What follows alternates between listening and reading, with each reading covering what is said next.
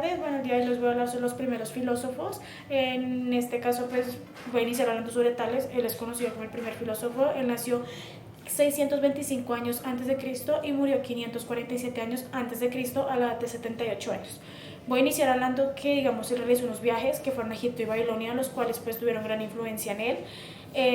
Él logró demostrar que, digamos, en Egipto, muchísimos siglos atrás ya poseían conocimientos sobre la geometría, o sea que eran muy avanzados. Cabe recalcar que, digamos, que los conocimientos de estas personas eran como conocimientos prácticos, o sea, como que iban haciendo las cosas y mientras que las hacían ya adquirían su conocimiento. Vamos a hablar sobre la cosmología de Tales. Tales, digamos, decía que él quería saber sobre qué era lo que había creado el universo, cuáles habían sido sus inicios. Entonces, pues él llegaba a la conclusión de que, digamos, lo que sea que hubiera sido, había sido algo natural. Él recalcaba y recalcaba esto, haciendo que, pues, digamos, como que se perdiera la noción de lo sobrenatural, se le perdiera la importancia, por decir así. Los griegos también querían saber sobre esto, digamos, pero entonces lo que hicieron fue que le pusieron nombre a lo que sea que había creado el universo, lo llamaban physis, y las personas pues que digamos que buscaban este conocimiento, esta respuesta, lo llamaban físicos. Tales llegó a la conclusión de que, digamos, esa physis era el agua, porque digamos que él decía que era una sustancia natural. El agua podía tomar diferentes formas y cosas así. Eh, Aparte de todo esto, como que Tales realizó diferentes cosas también. Él, digamos, aplicó los principios de la geometría en la medición. Voy a hablar sobre Anaximandro. Anaximandro nació 610 años antes de Cristo y murió 547 años antes de Cristo a la edad de 63 años. Voy a iniciar hablando sobre que Anaximandro fue alumno de Tales. Como que aceptó la idea de Tales al recibir críticas y demás cosas, y pues no hizo caso omiso, por decir así que le dio su opinión al decir que, digamos, que el agua era una materia más básica para lo que él pensaba.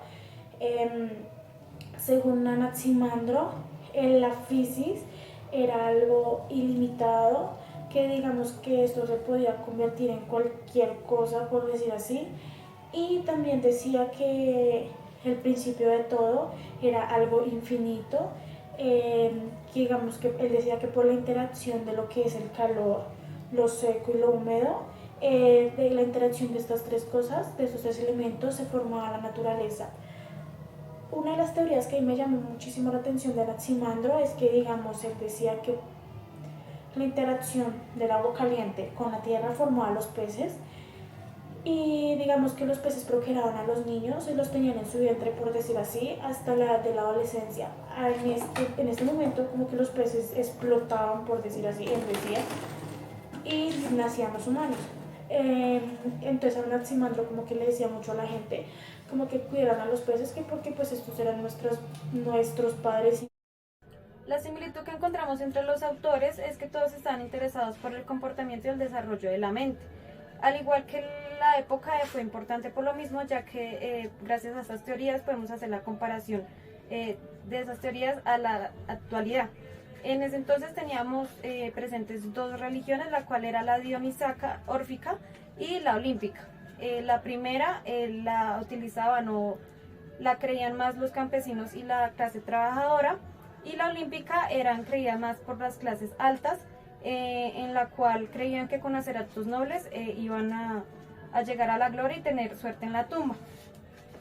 Pitágoras nació del 580 al 500. Fue el primero en emplear el término filosofía y el primero en llamarse filósofo, ya que antes se llamaban cosmólogos porque se interesaban más por la explicación y su origen del universo. La explicación de la teoría de Pitágoras va basada en que toda la explicación del mundo está basada en los números y en la relación entre ellos. Él postula un universo dual en el cual estaba lo abstracto y lo empírico. Lo abstracto lo postulaba como lo conocible, todo lo que podemos ver y tocar, y lo empírico como lo que conocíamos por medio de nuestros sentidos, lo cual decía que no generaba ningún tipo de conocimiento. Hacían en ese tiempo periodos de silencio, no comían carne, eran vegetarianos por lo mismo porque necesitaban purificar el alma según ellos. Ellos creían que en el reino de los dioses le daban a la cárcel al alma, mandándolo a encerrar en un cuerpo, en un animal y en una planta. Ese era el ciclo. Y siempre tenían que hacer este tema de la purificación para poder salir y volver al reino de los dioses. Esta era la similitud que tenía la religión dionisiaca y la filosofía de Pitágoras. Por esto mismo, en el 2001 promovieron mucho no maltrato al animal, pues creían que era una alma en pena la que estaba en este animal. Otro de los filósofos importantes que marcaron la época fue Genofases. Genofases nació en el año 478 y murió en el año 560. Para Genofases, él atacó la religión pensando y diciendo que era una invención humana. También para él tenía como un pensamiento muy diferente de la religión y de los dioses. Para él, los dioses griegos eran personas superiores que tenían un conocimiento superior al dios que creía Genofases. Para Genofases, también creía que los humanos no solo crean la verdad, sino que también viven esa realidad. Un ejemplo, no sé, mi verdad es que soy católica y esa es mi única realidad. Entonces, para Genofases, la realidad de la vida era lo que en realidad él pensaba. Era como su única verdad y su única realidad. Heráclito que nació 540 años antes de Cristo y murió 480 años antes de Cristo a la edad de 60 años.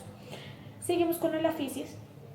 Heráclito decía que para él la fisis era el fuego, porque el fuego era capaz de, digamos, transformar cualquier cosa. Uno de los hechos como más dominantes de Heráclito es que, digamos, él decía como que nada es, sino que todo ocurre. Y también decía que digamos que nada era caliente o nada era frío, sino que se tornaba más caliente o se tornaba más frío. Eh, Tales, Heráclito también decía que para él el fuego es y será un fuego eterno vivo.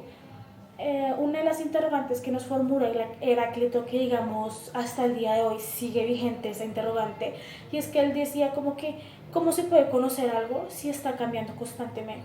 Y nos dio un claro ejemplo al decir, es imposible entrar al mismo río dos veces, porque digamos no vas a tener la misma sensación que tuviste el primer momento en que entraste, y por decir así, el río no va a tener la misma forma que tenía al principio. Hablar sobre Parménides. Parménides nació 515 años antes de Cristo, no se tiene la verdad muy clara la fecha de muerte de él.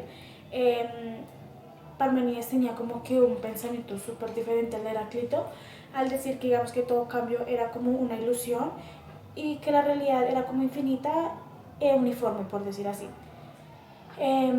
Según esto, pues él decía que para comprenderlo se tenía que ir por el medio de la razón, y pues esto se alcanzaba mediante el pensamiento racional. Para Parménides sostenía como que su posición, por decir así, acudiendo a la lógica. Y referente a esto, pues él decía como que no se podría ni hablar ni pensar en algo que no existía. Para poder hablar y pensar de algo, ese algo tenía que existir. Anaxágoras nació en el 500 y murió en el 428 a.C. A diferencia de Empedocles, que solamente postuló 4 elementos, él denominó que habían muchos elementos, los cuales llamó semillas. Decía que todos los elementos estaban ubicados o tenían diferente proporción, y esto hacía que cada cosa tuviera sus características. Dependiendo de la proporción que tenía de semillas, pues entonces imprimía sus características.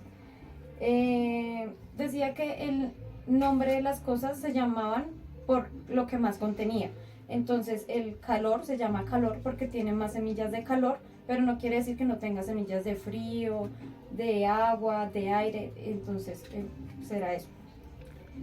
También decía que la mente era pura. Él decía que la mente no estaba compuesta por otros elementos como si lo están las otras cosas. solamente estaba en los seres vivos y ya, en nada más. También negaba la providencia, lo cual decía, pues muchos de sus contemporáneos decían que él era ateo, pues negaba que había alguna divinidad existente y era considerado vitalista. Bueno, yo les voy a hablar sobre la primera medicina griega.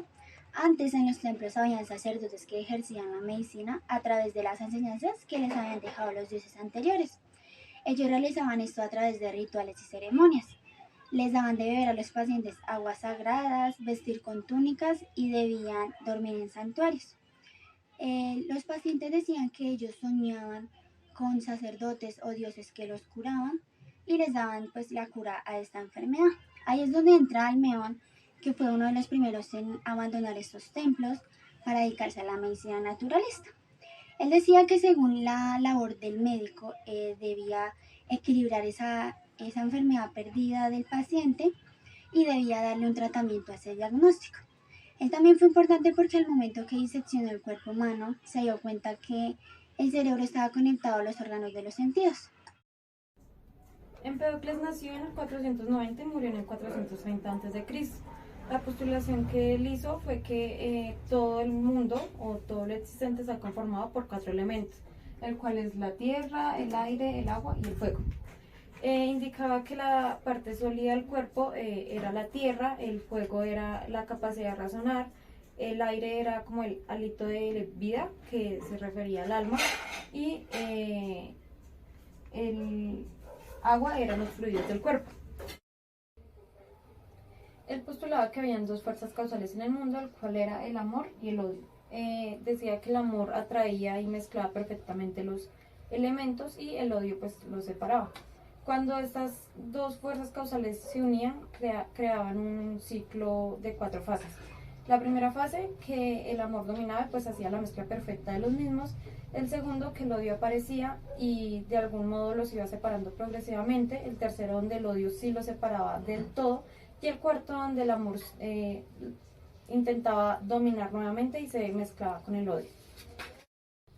Postuló en su teoría de percepción que los 4 elementos los conteníamos en la sangre y que por ende el entorno arrojaba copias de sí mismos.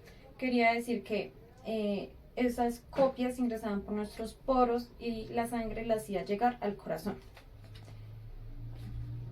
Hablando de la relatividad de la verdad, están 2 pensadores que son Protágoras y Gorgias. Según Protágoras decía que las personas decidirán lo que crean que es verdad dependiendo de las experiencias que hayan vivido a lo largo de la vida. Esto quiere decir que para él no hay una verdad como tal, sino simplemente es un punto de vista de algo que nosotros creemos. Como por ejemplo, podríamos decir que hay personas abarcando un tema, claramente cada uno de ellos va a dar una opinión distinta, todos tenemos un contexto totalmente diferente. Entonces para él la verdad es relativa a cada quien. Gorgias, él decía que las personas solo pueden conocer sus percepciones privadas. Esto quiere decir que solo podemos conocer nuestros sentimientos, pensamientos y así. Y también la manera en la que nos expresamos es única en cada uno de nosotros, como decía de Protágoras. Todas las opiniones que nosotros damos son distintas. Todas las conclusiones que brindamos son totalmente diferentes. Otro de los filósofos importantes que marcó la historia de la filosofía griega fue Sócrates. Sócrates nació en el año 399 y murió en el año 470. Sócrates basaba su teoría y su filosofía en el autoconocimiento. Para él era más importante conocerse o hacerse un estudio de conciencia a sí mismo, pues para así poder mirar la realidad de una manera muy diferente. Para Sócrates basaba su diálogo en el debate. Buscaba la verdad a través del diálogo y el debate. Para Sócrates pensaba que la búsqueda de la verdad está en la verdadera ignorancia. Una de sus frases más icónicas es la de solo sé que nada sé, la de conócete a ti mismo, y la verdadera sabiduría es reconocer la propia ignorancia. En esa época, en la época de la filosofía griega o en la época de los griegos, ellos tenían como unas creencias religiosas muy arraigadas a lo que pensaban los filósofos en esa época. Los filósofos centraban su filosofía en el autoconocimiento, en la verdad, en la realidad, en lo que se puede palpar y en lo que no. Hipócrates nació en una isla griega, en una familia de sacerdotes y médicos. Su padre le transmitió dicho conocimiento. Era el haber adquirido esto llegó a la conclusión de que los trastornos tanto mentales como físicos eran causados de forma natural. De igual manera, los hipocráticos decían que el cuerpo humano podía ser curado de forma natural. Recomendaban una dieta estricta, ejercicios, tomar aire y no estaban de acuerdo en que un médico interviniera en este proceso de la curación. También se decía que la epilepsia era una enfermedad sagrada, que un espíritu maligno poseía el cuerpo de la persona. Los hipocráticos se oponían a ello y decían que esto era causado de forma natural y no sobrenatural. Demócrito nació en 460 y murió en 370. Fue uno de los últimos de los primeros cosmólogos y era considerado materialista. Esto quiere decir que estaba interesado por la naturaleza del universo. Postuló que todo está compuesto por diminutas partículas, las cuales denominó átomos. Era considerado reduccionista, ya que simplificaba de lo más simple a lo más complejo. Por ejemplo, es el átomo, que es lo más simple, según él, al cuerpo humano. Era también elementalista, pues que todo lo podía explicar desde el comportamiento de los átomos. También indicaba, al igual que Anaxágoras, que los átomos no cambiaban, pero el arreglo sí, y esto imprimía sus características, tamaño, forma y demás. Indicaba que los átomos de la mente eran átomos de fuego y que mantenían en constante movimiento. La diferencia de Empedocles indicó que las emanaciones entraban por uno de los 5 sistemas sensoriales. Al entrar por estos sistemas, pues se iban al cerebro y no al corazón. Cuando ingresaban al cerebro, pues provocaban que los átomos se movieran más de lo normal que lo hacían y por ende generaban la percepción. Ubicó el pensamiento en el cerebro, la emoción en el corazón y el apetito en el hígado. Postuló 4 colores primarios, los cuales eran el negro, el rojo, el blanco y el verde. Él no creía en que había vida después de la muerte, ya que pues, él decía que si el cuerpo moría, pues obviamente los átomos se dispersaban y pues no había más vida. Y manejaba la moderación, no ir al exceso en la vida, porque no consideraba la vida como el buscar el placer, sino no ir en exceso ni tampoco en la privación. Entre ellos está Platón. Platón nació en el año 347 y murió en el año 427 a.C. Fue un discípulo muy importante de Sócrates, que marcó mucho como el conocimiento que tenía Platón. Su filosofía se centra en la búsqueda de la verdad y la naturaleza de la realidad. Platón creía que existía un mundo de ideas perfectas. Hay una teoría que a mí me llamó mucho la atención, que se llama la alegoría de la caverna. Platón nos daba como un ejemplo de que estábamos como en una cueva y que todos estábamos mirando siempre a la pared. Detrás de la cueva se proyectaban como unas sombras. Detrás de la cueva había como un mundo totalmente diferente. Lo que se proyectaba o lo que veían las personas que estaban en la cueva eran las sombras de lo que era el entorno en su realidad. Cuando uno de los prisioneros escapa de la cueva, pues logra entender y logra ver como un mundo de manera diferente, logra como salirse de ese centro o como de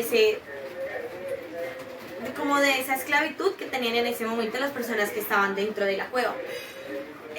Al momento en el que llega una persona que se sale de la cueva y les trata como de cambiar el conocimiento a las personas que están dentro de la cueva, ellos como que se niegan a salirse como de su realidad. Para las personas que estaban dentro de la cueva, lo único real era lo que ellos podían ver, lo que se proyectaba a través de las sombras.